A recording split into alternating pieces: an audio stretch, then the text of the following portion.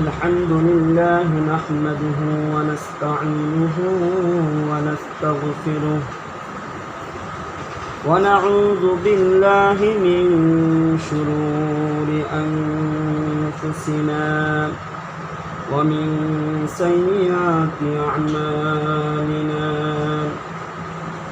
من يهد الله فلا مضل له ومن يضلله فلا هادي له وأشهد أن لا إله إلا الله وحده لا شريك له وأشهد أن محمدا عبده ورسوله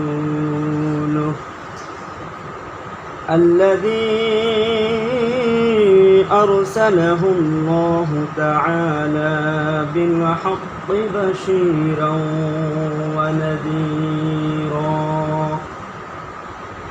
وداعيا إلى الله بإذنه وسراجا منيرا أما بعد فقد قال الله تعالى في كلام المجيد أعوذ بالله من الشيطان الرجيم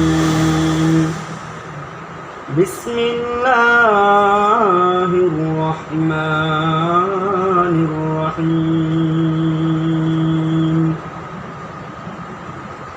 كل نفس ذائقة الموت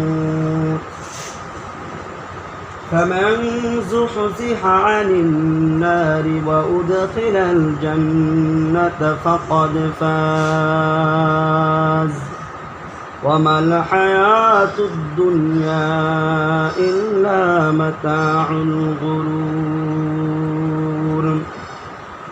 وقال عليه الصلاة والسلام إن الله يقبل التوبة عن عبد ما لم يغرر وقال عليه الصلاة والسلام إنما الأعمال بالنيات أو كما قال النبي صلى الله عليه وسلم إن الله وملائكته يصلون على النبي يا أيها الذين آمنوا صلوا عليه وسلموا تسليما لا إله إلا الله لا إله إلا الله لا إله إلا الله لا إله إلا الله لا إله إلا الله لا إله إلا الله لا إله إلا الله لا إله إلا الله محمد رسول الله بلغ العلا بكماله كشف الدجى بجماله حسنت جميع خصاله صلوا عليه وآله दुर्फशानी ने तेरे कतरों को दरिया कर दिया दिल को रोशन कर दिया आँखों को बिना कर दिया बलगल उला बिकमालिही कशफत दुजा बिजमालिही हसनत जमीअ खिसालिही सल्लु अलैहि व आलिही আলহামদুলিল্লাহ আল্লাহ সুবহানাহু ওয়া তাআলার দরবারে অগণিত প্রশংসা লাখ কোটি প্রশংসা যে মহান তাবারাকাহু ওয়া তাআলা আমাকে আপনাদেরকে অত্যন্ত মহাব্বত করে ভালোবেসে কুদরতি এক ভালোবাসার নজর আমাদের ওপর দিয়ে আল্লাহ পাক রব্বুল আলামিন আমাদের সকলকে সুস্থ রেখে সুস্থ অবস্থায় দুনিয়ার সর্বশ্রেষ্ঠ জায়গা আল্লাহ তাআলার ঘর মসজিদের মধ্যে, সপ্তাহের সর্বশ্রেষ্ঠ দিন জুমার দিন, এদিনের সর্বশ্রেষ্ঠ নামাজ জুমার নামাজে আসার বসার এবং কিছু দিনে আলোচনা করা এবং শোনার জন্য তৌফিক এনায়েত করলেন। এটা আল্লাহ তাআলার বড় নিয়ামত কিনা? কথা বলেন। বলে কেমন নিয়ামত যে আল্লাহ তাআলার কাছে আমি আপনি কিছু অ্যাপ্লিকেশন করি নাই, আবেদনপত্র লিখি নাই, কোনো দরখাস্ত আমি আপনি করি নাই। সুতরাং বিনা দরখাস্তে বিনা অ্যাপ্লিকেশনে আল্লাহ তাআলা আমাদের প্রতি এক ভালোবাসার দৃষ্টি দিয়েছেন। গত জুমায় আমি বলেছিলাম যে কোনো মানুষকে তখনই অফিসের মধ্যে পূর্বে ঢুকায় নেওয়া হয়, কোনো অফিসার কোনো লাইন থেকে কোনো মানুষকে তখনই ভিতরে পূর্বে ঢুকায় নেয় যদি ওই লোকের সাথে অফিসারের সম্পর্ক ভালো থাকে, অর্থাৎ তার প্রতি অফিসারের ভালোবাসা থাকে। একটা লাইন যখন হয়ে যায় তার মধ্য থেকে বাছাই করে নিয়ে আসে। তো এই গ্রামটা, এই মহল্লাটা, এই শহরটা একটা লাইন। এই লাইনের ভিতরে কত মানুষ ছিল, তার মধ্যে থেকে ভালোবাসার মানুষগুলো আমরাই মনে করি, যেখানে আল্লাহ তাআলা তার কুদরতি হাত দ্বারা আমাদের আগের ভাগেই মসজিদে পৌঁছে দিচ্ছে বলে আলহামদুলিল্লাহ। এই জন্য এমন সত্তা আমাদেরকে পছন্দ করে আনলেন, এই সত্তার প্রশংসা আদায় করে শেষ করা যাবে না। আল্লাহ তাআলা এজন্যই বলে, বান্দা তোমাকে আমি নিয়ামত দান করি, নিয়ামতের কদর করো, নিয়ামতের কদর করো।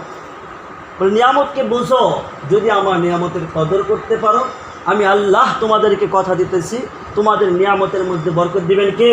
আল্লাহ। এজন্য আল্লাহ তাআলার বরকত হাসিলের জন্য সকলের অন্তরস্থল থেকে তার শেখানো ভাষায় শুকরিয়া জ্ঞাপন করি আলহামদুলিল্লাহ। সম্মানিত হাজিরিন,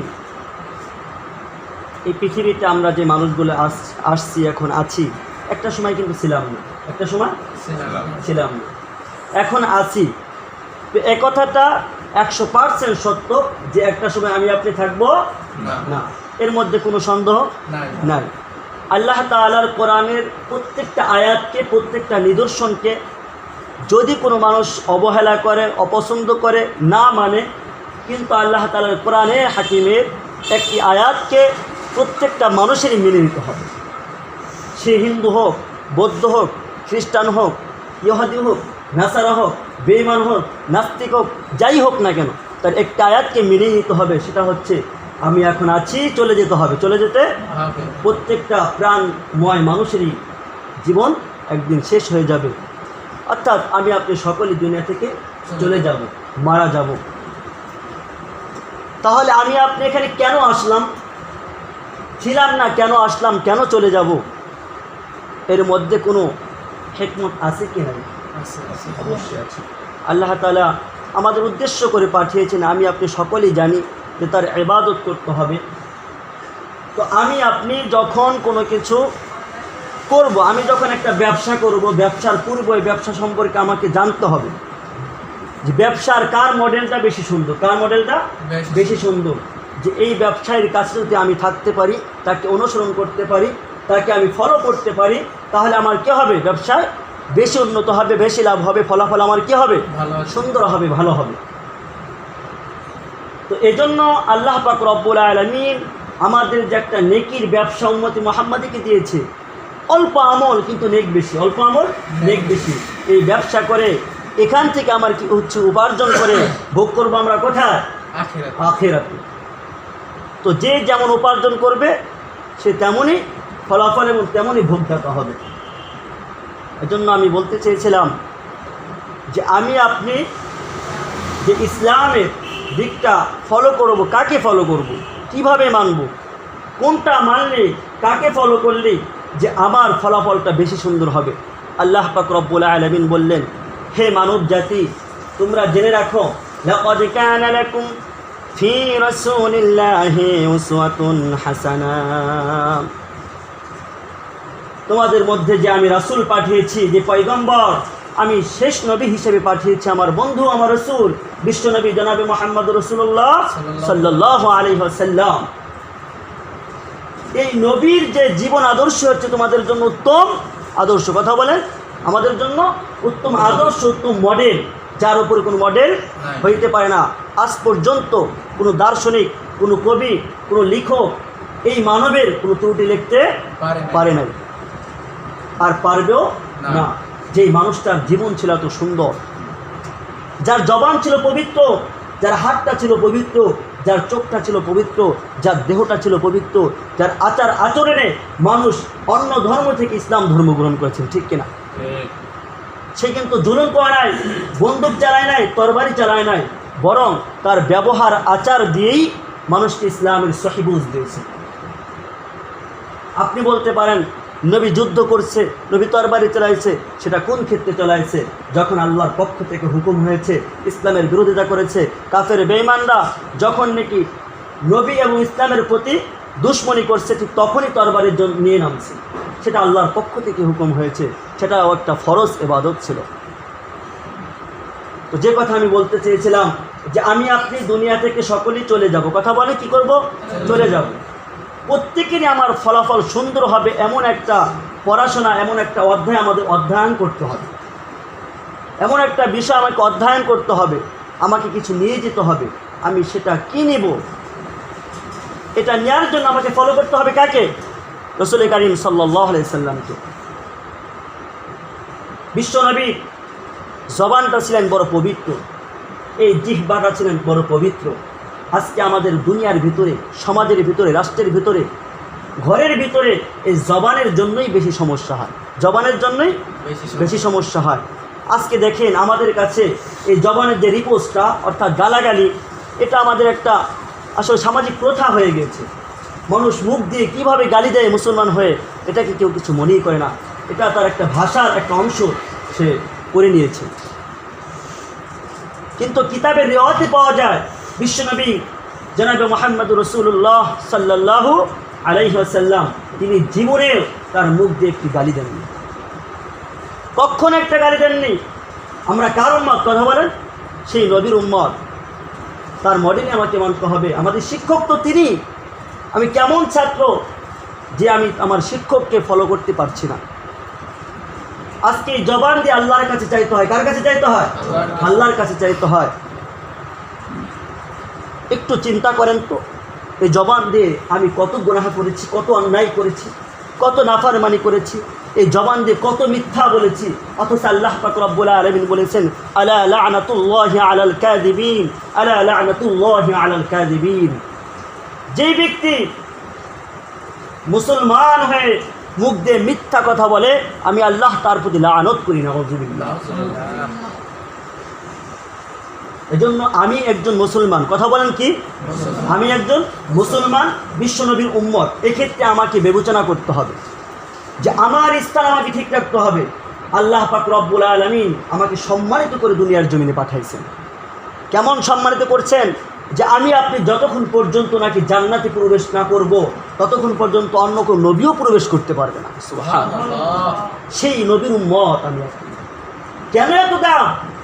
এত দাম, এত মূল্য তো এজন্যই যে আমার নবীর আখলাকের জন্য আমাদের এত মূল্য। সেই নবীর আখলাক আমাদেরকে মানতে হবে না? আমাদের এই নবীর সুন্নতগুলোকে আঁকড়ে ধরতে হবে। এজন্য আমার সর্বপ্রথম কথা হচ্ছে জবান। জবানের কারণে সমাজের মধ্যে কিভাবে ঝগড়া লাগে দেখেন। একটা মানুষ যদি কারোর সাথে কারো দ্বন্দ্ব লাগাইতে চায়, তার জবান ব্যবহার করতে হয়, জিহ্বা ব্যবহার করতে হয়। কথা বলেন ঠিক কিনা? আজকে সবচেয়ে বেশি এই কাজটা হচ্ছে। আল্লাহ রাসূল সাল্লাল্লাহু আলাইহি সাল্লামের জামানায় এক মহিলা, দুই মহিলা রোজা রাখছে। রোজা রাখার পর এমনভাবে একজন আসছে, আসার পর রাসূল কারীম সাল্লাল্লাহু আলাইহি সাল্লামের কাছে জিজ্ঞাসা করতেছে, ইয়া রাসূলুল্লাহ, ইয়া হাবিবাল্লাহ, এই লোকটা রোজা রাখছে, এই মহিলাও রোজা রাখছে, উভয় মহিলা রাসূলের দরবারে উপস্থিত। খেয়াল করেন এদিকে। আল্লাহ রাসূল সাল্লাল্লাহু আলাইহি সাল্লাম তাদের উভয়কে বমি করাইলেন। কি করাইলেন? বমি করাইলেন। বললেন বমি করো। এমনভাবে সিস্টেম করে বমি যখন করলেন, বমির ভিতরে গোস্তের টুকরা আসলো। কিসের টুকরা? গোস্তের টুকরা আসলো। আল্লাহ রাসূল সাল্লাল্লাহু আলাইহি সাল্লাম বললেন যে এই যে গোস্তের টুকরা এখানে আসার কারণ কি জানো? বলে তুমি হালাল রুজি দিয়ে রোজা রেখেছো, সেহরি করেছো, ঠিক আছে, কিন্তু তোমার ভিতরে হারাম ঢুকে গিয়েছে, তোমার জবান দ্বারা তুমি হারাম ভক্ষণ করেছো। রাসূল কারীম সাল্লাল্লাহু আলাইহি সাল্লামের কাছে জিজ্ঞাসা করা হলো, সেটা কেমন করে হয়? আল্লাহ রাসূল সাল্লাল্লাহু আলাইহি সাল্লাম তখন বললেন, যখনই কোনো মুসলমান, যদি কোনো উম্মত, কোনো গোলাম, কোনো আল্লাহর বান্দা, আল্লাহর দাস, এক ভাই অপর ভাইয়ের গীবত পরনিন্দা করে, তো ওই ভাই কেমন যেন আপন মৃত ভাইয়ের গোস্তের টুকরা বক্ষণ।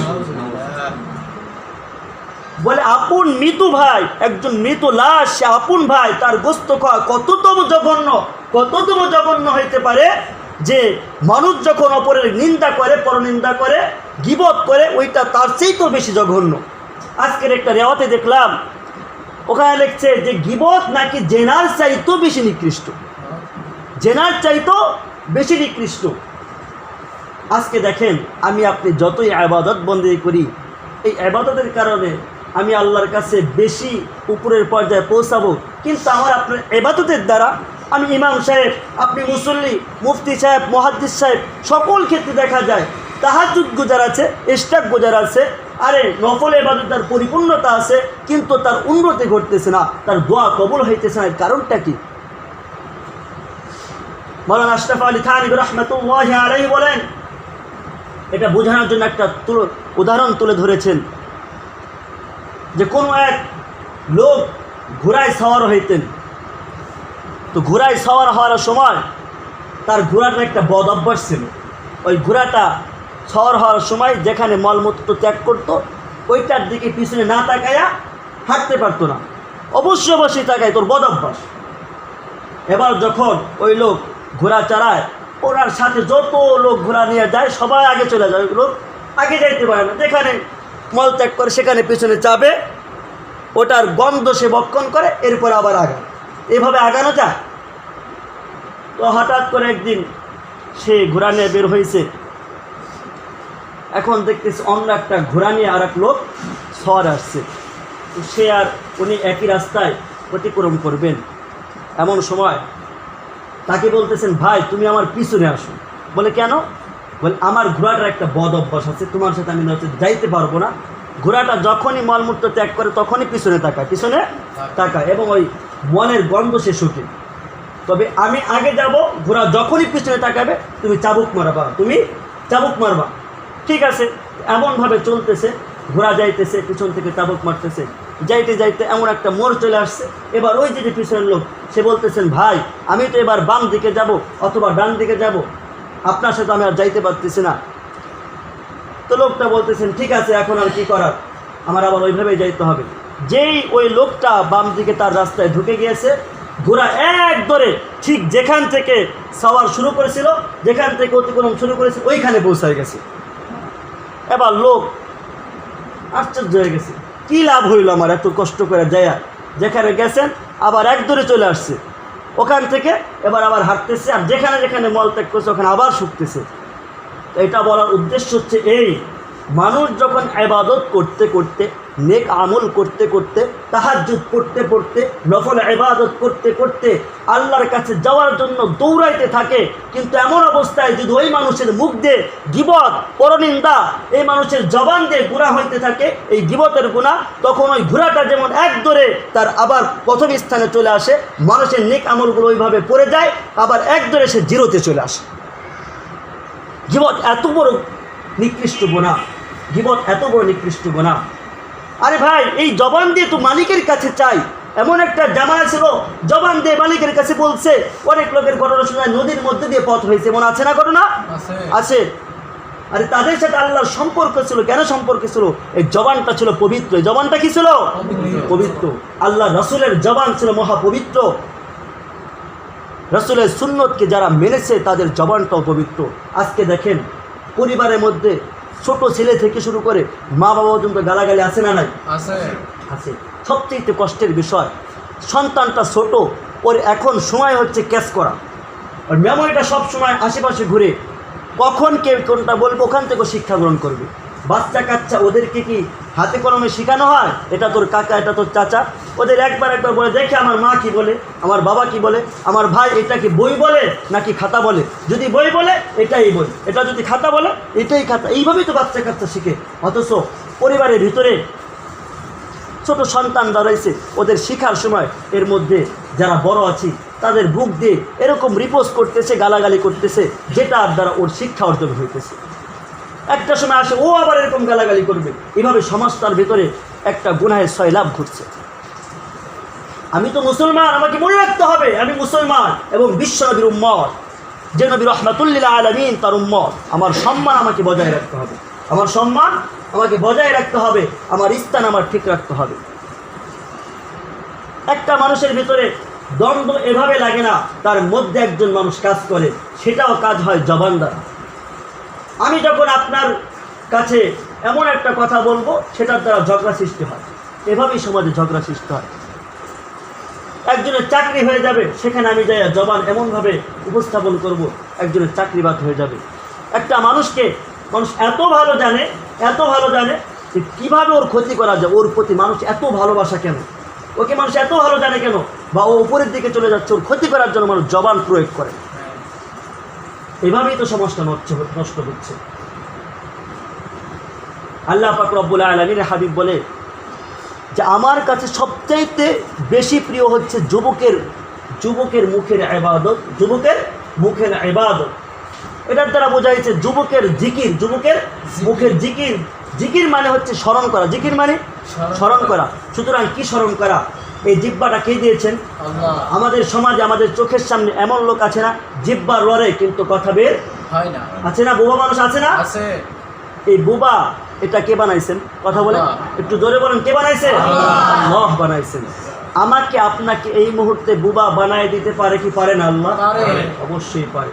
একটু চোখটা বন্ধ করে ভাবি, আমি আপনি জবান দ্বারা আজ পর্যন্ত এতটুকু বয়সে কত অন্যায় করেছি, কত অশ্লীল ভাষায় জবান দ্বারা আমি প্রয়োগ করেছি। কখনো কি ভেবেছি সেই জবানটা আল্লাহ এখনও লড়াইতেছে, আল্লাহ এখনও ঠিক রাখছে? এই জবানটা কিন্তু আল্লাহর ক্ষমতার মধ্যেই আবদ্ধ। ইচ্ছা করলে লড়াই দিতে পারে, ব্যাকা করে দিতে পারে, মোটর সাইকেল এখান দিয়ে উঠাই দিতে পারে, ট্রাকের চাক্কা জবানের উপর দিয়ে উঠাই দিতে পারে। পারে কি পারে না? কিন্তু আল্লাহ তাকায় থাকে, দেখি আমার বান্দা বুঝে কিনা। আরে জবান কিভাবে প্রয়োগ করতে হবে, কিভাবে ব্যবহার করতে হবে, এটা তো আল্লাহ রাসূল আমাদেরকে শিখায় গেছেন। শিখান নাই? অবশ্যই শিখায় গেছেন। আল্লাহ রাসূল আমাদেরকে শিখায় গেছেন। জবানটা কত সুন্দরভাবে ব্যবহার করছেন। আল্লাহ তো কোরআনে বলেছেন, খবরদার যদি মানুষ কাফেরও হয় খবরদার তাকে এই মুখ দিয়ে গালাগালি করবে না। ইসলামটা এমন একটা সুন্দর দৃশ্য, এমন একটা সুন্দর জিনিস। এজন্য বলা হয় Islam is the complete code of life. Islam হচ্ছে একটা পূর্ণাঙ্গ জীবন বিধান, যদি আমি আপনি ঘুরতে পারি। আরে ভাই, একটা মাস আপনি চিন্তা করেন, জীবনে কত সময় কত দিকে দিলেন, কত কিছু করার জন্য টার্গেট দিয়ে জেদ করে সময় ব্যয় করলেন। একটা মাস ইসলামের প্রতি আপনি পরিপূর্ণ ঘুরে দেখেন, মেনে দেখেন, যদি এর মধ্যে কোনো ফলাফল না পান, আপনার মানার দরকার নেই। মানার মতো মাইনা দেখেন, এর ভিতরে কি শান্তি, কি লাভ, কি সম্মান, নিজের মনের থেকে একটা প্রশান্তি আসে। আমি আপনি যখন আপনার জবানটাকে পবিত্র করতে পারবো, তখনই কিন্তু আমি লাভবান হতে পারবো, আমি সফলকাম হতে পারবো। কেননা মনে রাখতে হবে, আমি যখন দুনিয়ার জমিন থেকে পার হয়ে যাব, আমাকে আমার ভাই, ব্রাদার, প্রতিবেশী, পাড়া প্রতিবেশী, আত্মীয় স্বজন আমাকে এমন একটা জায়গায় রাখবে। আজকে সকালবেলায় একটা কবরস্থানে গিয়েছিলাম, আমার নিজের কাছে কেমন যেন মনে হলো, হাই হাই, এই কবরে কত মানুষ পড়ে আছে, তাদের মাথার ঘাম পায়ে ফেলা, টাকা পয়সা সম্পদ দিয়া বাড়ি ঘর বইরা রাখছে। আরে আল্লাহর নাফরমানি করছে, ঠিকমতো নামাজে যায় নাই, কত কষ্ট করে নাই দুনিয়ার মধ্যে এত কিছু করেছিলেন। আজকে তারা কোথায়, আর তার সম্পদাদি কোথায়? কোথায়? কোথায় সেই তৈমুর লং? কোথায় সেই চিঙ্গিস খান? হ্যাঁ, কোথায় সে সিরাজউদ্দৌলা? যত নবাব ছিল সব নবাব চলে গেছে, শেখ মুজিবুর রহমান চলে গেছে, এমনভাবে যত বড় বড় লিডার ছিল। এই এলাকার 50 বছর আগে যে এমপি ছিল সে আছে এখন? সবাই চলে যাবে। এই জন্য তো আল্লাহ বলতেছেন, কুল্লু নাফসিন যায়িকাতুল মাউত।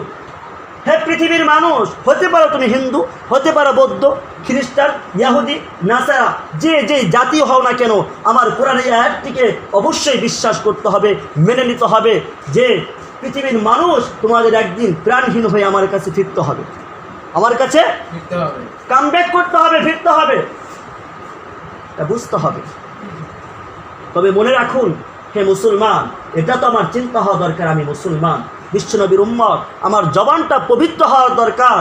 কারণ আমি যখন বলতেছিলাম যে কবরে যাব, অর্থাৎ পাড়া প্রতিবেশী, ভাই বেরাদার, বন্ধু বান্ধব সবাই আমাকে এই লাশটা নিয়ে রাইখে আসবে, সবাই চলে আসবে, আমার আচার আচরণ, আমার সম্পদাদি, টাকা পয়সা সব কিছু পড়ে রবে, আমি থাকবো আমার 3.5 হাত ঘরের ভিতরে।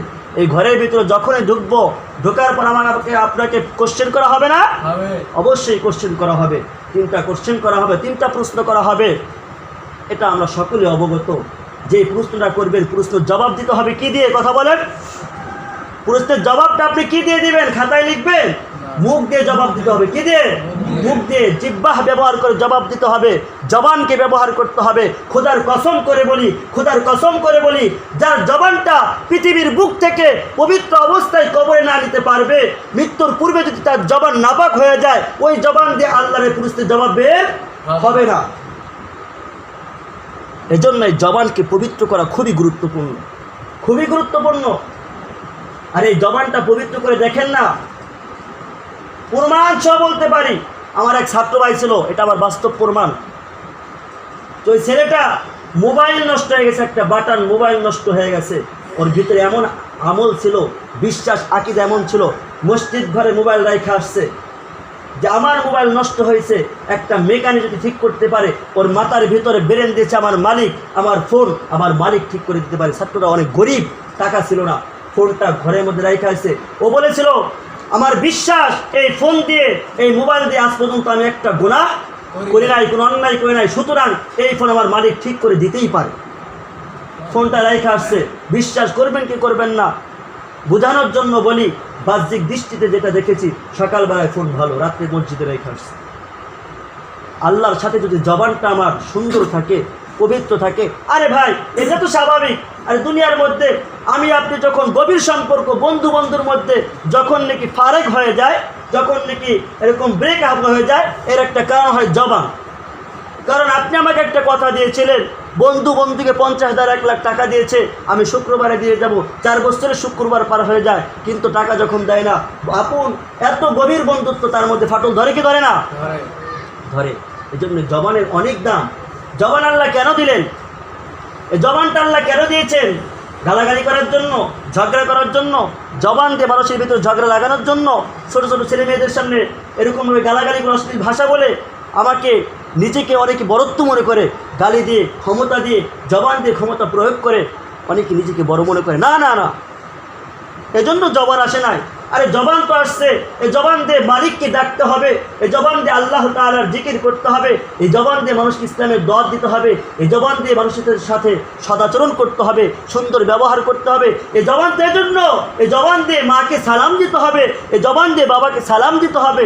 আজকে সমাজের এই অবস্থা, আমি আশ্চর্য হয়ে যায় যে সালামের যে অর্থ, আসসালামু আলাইকুম ওয়া রাহমাতুল্লাহ, যে আল্লাহ তাআলা আপনার উপরে শান্তি বর্ষিত হোক, একটা ছেলে তার শিক্ষককে সালাম দেয় কিন্তু আব্বা আম্মাকে সালাম দেয় না। এই অবস্থা হয়েছে না?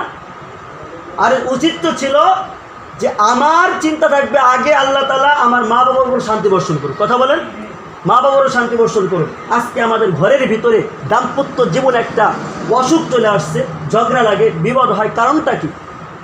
কোনো একটা স্বামী স্ত্রীকে সালাম দেয় না, স্ত্রী স্বামীকে সালাম দেয় না। সালামের প্রকার উঠে গিয়েছে। এই জবান তো এই জন্যই প্রয়োগ করার দরকার। জবানটা এই জন্য আসছে, একটা শিক্ষা নিয়ে নেন। কোনো ঘরের ভিতরে যদি স্বামী স্ত্রীর মিল না থাকে, ঝগড়া লাগে, এই ঝগড়া মিটানোর জন্য হুজুরের কাছে তাবিজ নেওয়ার দরকার নাই। একটা আমল এখান থেকে নিয়ে যান, একটা আমল নিয়ে যান। যার ভিতরে যারা বিবাহ শাদী করেছেন বা করবেন, প্রত্যেকের জন্য এই টপিক্সটা দরকার। সেটা হচ্ছে, যদি কারোর মধ্যে ঝগড়া লাগে, একবেলা যায় না, কারো হয়েছে হয় না, একবেলা স্বামী স্ত্রীকে খাওয়ায় দিবেন, স্বামী স্ত্রীকে খাওয়ায় দিবেন, লুকমা উঠায় দিবেন মুখের মধ্যে, স্ত্রী স্বামীকে খাওয়ায় দিবেন। আল্লাহ রাসূলের সুন্নাত যদি সত্য হয়ে থাকে, তাদের মধ্যে ঝগড়া লাগার আশা করা যায় না। মিল মোহাব্বত অবশ্যই থাকবে, আন্তরিক ভালোবাসা থাকবে। সংসারের মধ্যে এমন হবে, সপ্তাহের পর সপ্তাহ চুলা জ্বলবে না, কিন্তু কারোর মধ্যে মূল মালিন্য হবে না। সে ভাববে আমার স্ত্রী কত কষ্ট করতেছে, স্ত্রী ভাববে আমার স্বামী কত কষ্ট করতেছে। এজন্য এই জবান দিয়ে আল্লাহকে পাওয়া যায়, জবান দিয়ে কি করা? জাহান্নাম কামাই করা হয়। জবানের মধ্যে জান্নাত, জবানের মধ্যে জাহান্নাম। আমার জবান যখন পবিত্র হবে তখন আমার হাত উঠানোর সঙ্গে সঙ্গে মালিকের কাছে দোয়া করব, দোয়া কবুল হয়ে যাবে। এত দোয়া হয়, কেন দোয়া কবুল হয় না? আমার জবান আমি নাপাক করে ফেলেছি, জবানটা নষ্ট করে ফেলেছি। আর এই গালের মধ্যে বিড়ি সিগারেট বাদ দিয়ে মিশকটা ঢুকায় দেখেন না মজা কি। আপনি বলেন বিড়ি সিগারেট আমার টেনশন মুক্ত করে, না না না, এটা শয়তানের ধোঁকা, ইবলিসের ধোঁকা। আপনি আপনার গালের ভিতরে, মুখের ভিতরে আল্লাহ রাসূলের সুন্নাত মিশকটা দিয়া দেখেন না, এই মিশকের কত বরকত। বিড়ি সিগারেট খাইয়া আপনি আপনার স্ত্রীর কাছে যাবেন, সে কষ্ট পায়, অবশ্যই কষ্ট পায়। নামাজে আসবেন, আপনার পাশের মুসল্লি কষ্ট পায়। মিশকটা কইরা যান না, আপনার ভিতরে আর আপনার পাশের ব্যক্তির ভিতরে আল্লাহ তাআলা একটা রহমতের বাতাস বয়ে দিতেছে। এই জামাতের সহিত নামাজ পড়ার মধ্যে আরও রহমত। এই যে জামাতে মানুষ আসতেছে, আমরা অনেকে আজান হয়ে যায় কিন্তু মনে করি বাড়ির ভিতরে নামাজ পড়ি, না না। রাসূল করিম সাল্লাল্লাহু আলাইহি ওয়াসাল্লাম বলছেন, যার ঘর থেকে মসজিদে যাওয়ার সক্ষমতা আছে সে যেন ঘরে নামাজ না পড়ে, তার নামাজ পরিপূর্ণতা প্রকাশ করবে না। বলা হয়েছে তার নামাজ হবে না। সাহাবা একরাম জিজ্ঞাসা করলেন, ইয়া রাসূলুল্লাহ, কারণ কি? বলে নামাজ হবে কিন্তু নামাজের যে ফলাফল সে পাবে না। নামাজে আসলে ফায়দা কি? বলে জামাতের সাথে নামাজ পড়লি একটাই ফায়দা হচ্ছে, এখানে ধনী গরিব, ছোট বড়, কালো সুন্দর, কারোর মধ্যে কোনো ভেদাভেদ থাকে না। এখানে আসলি প্রত্যেকটা সময় কুশল বিনিময় হয়। আর ওর কি অবস্থা, ভাইজান ভালো আছেন, আপনি কেমন আছেন, এই যে একটা কথা, এই জবান দিয়ে এই আচার আচরণগুলো আমাদের ফুটিয়ে তোলা। যখন সমাজের মধ্যে ইসলামের একটা জবানের আলো বইতে থাকবে, আলো উঠতে থাকবে, তখন দেখবেন আমার সমাজটা সুন্দর হয়ে গেছে। আমাকে আমার বাচ্চারা সম্মান করবে, মা বাবার কথা ছোটরা শুনবে, ছোটরা বড়দের সম্মান করবে। আজকে সমাজের মধ্যে এই জবানের অপব্যবহারের কারণে সমাজটা নষ্ট হয়ে গেছে, ইসলামের বাতাস দূর হয়ে গেছে, সমাজের শান্তি দূর হয়ে গেছে। সম্মানিত হাজিরিন, এই জন্য এই নসিহাতগুলো আমার অনেক দরকার। নসিহাত বড় জিনিস না, বড় জিনিস হচ্ছে মানা, আমল করা। আজকে থেকে আমি শুনলাম, এটাকে আমার ভিতরে গেঁথে নিলাম, আমি ব্যবহার করে দেখবো। এই জবানটা ভালো কাজে ব্যবহার করবেন। আপনি আপনার বন্ধুর সাথে ঘুরেন, যখন আপনি আপনার মুখ দিয়ে খারাপ অশ্লীল ভাষা বলে বন্ধুদেরকে আনন্দ দিতে পারবেন, উল্লাসিত করতে পারবেন, কিন্তু ওই বন্ধু আপনাকে তার মুখ দিয়ে এটা বলতে বাধ্য হবে যে ওর মুখ ভালো না, বন্ধুর আচরণ ভালো না, ওর মুখের ভাষা ভালো না। কিন্তু যখন একই সাথে ঘুরবেন, আপনার মুখটা সলেট রাখবেন, মুখটা সুন্দর রাখবেন, জবানটা সুন্দরভাবে ব্যবহার করবেন, ওই বন্ধু যতই খারাপ হোক বলতে বাধ্য হবে, না রে ছেলেটা ভদ্র একটা ছেলে, ছেলের কথাবার্তা সুন্দর, কত সুন্দর আচরণ হতে পারে আপনার কারণে ছেলেটাও সহি পথে চলে আসতে পারে কি পারেন। এটাই ইসলামের দল। শুধু তাবলিগে যায় ইসলামের দল দিতে হবে, এটা ইসলাম নয়। আরে একটা দোকানের ব্যানার টানায় দোকানের প্রচার করা যায় না। দোকানের যদি কারিগরের কাজ ভালো হয়, ওই একটা কাজের দ্বারে অনেক কাস্টমার আসে। কথা বলেন ঠিক? আর ইসলাম তো এমনভাবে প্রচার হয়েছে, রসুলের আদর্শ, রসুলের জবান, রসুলের ব্যবহার, রসুলের চরিত্র, এইটা দেখা কাফের বেঈমানরা ইসলাম গ্রহণ করেছে। যারা ইসলাম গ্রহণ করে নাই তারাও টাকা পয়সা আমানত রেখে গেছে বিশ্বনবীর কাছে। জানতো যে এই ব্যক্তির কাছে যদি আমানত রাখে কোনো খেয়ানত হবে না। আরে ভাই, আমরা তো সেই নবীর উম্মত। আরে আমার বাড়ির ভিতরে যদি আমার দাদা মাতুব্বর হয়, কত গর্ব করি আমি এমন মাতুব্বরের নাতি, যেই মাতুব্বরের নামে প্রশংসা চলে এলাকায়। আরে আমি আপনি তো এমন নবীর উম্মত, যেই নবী সম্পর্কে আজ পর্যন্ত কোনো কবি, তুমি দার্শনিক কেউ কোনো পর্যন্ত কোনো কটূক্তি লিখতে পারে নাই। নবীর জীবনটা এত সুন্দর, সেই নবীর উম্মত। আমাকে ভাবতে হবে, আল্লাহ আমাকে কি দামি করে পাঠাইছে, আমাকে পাঠাইছে সোনা করে। আমি যদি আমার সোনাকে কাদা বানায় ফেলায়, এটা আমার হতভাগ্য, এটা আমার আফসোস আর পরিতাপ ছাড়া কিছুই না। এজন্য সম্মানিত হাজিরিন, কথাগুলো বলা এজন্যই যে এই মসজিদ নতুন হয়েছে, এখান থেকে আলোচনা শুনে আমার জীবনটা পরিবর্তন করা। আপনার সমাজটা যখন সুন্দর হয়ে যাবে, বিশ্বাস রাখেন এই সমাজ থেকে আপনার প্রশংসা বইবে। এই সমাজ এমন একটা দল গঠন হবে, আপনি দুনিয়া থেকে চলে যাবেন, শুক্রবার হলে ফজর নামাজের পর আপনাদের কবরের পাশে এই দেশের এই এলাকার যুবক সন্তানগুলো হাত নিয়ে দাঁড়াবে। এলাকার সন্তানগুলো বছরে বছরে ওয়াজ মাহফিলের ব্যবস্থা করবে, তালিমের ব্যবস্থা করবে, ইসলামী সংস্কৃতির ব্যবস্থা করবে।